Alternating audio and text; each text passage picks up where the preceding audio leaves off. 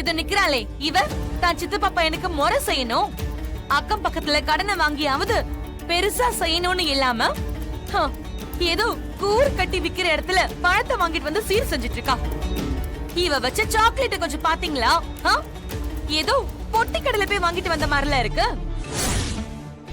அவ எடுத்துட்டு வந்த பேண்ட் சட்டைய தள்ளுபடியில எடுத்துருப்பா போல இருக்கு.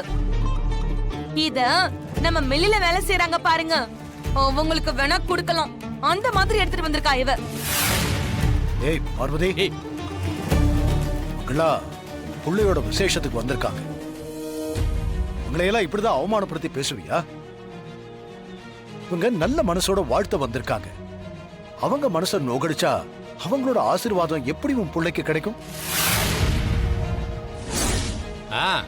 அப்படி எடுத்து சொல்லுங்கண்ணே. மனுஷங்களுடைய மனசை பார்த்து எடை போடாம அவங்க குடுக்கிற சீரை பார்த்து எடை போடுறா இவ. அவளுக்குன்னு ஒரு நல்ல குணம் இருந்தா தானே. அதனாலதான் நல்ல குணம்னா என்னன்னே தெரியாம இருக்கா. இன்றே டவுன்லோட் செய்து உங்கள் ஃபேவரட் ஷோக்களை என்ஜாய் பண்ணுங்க.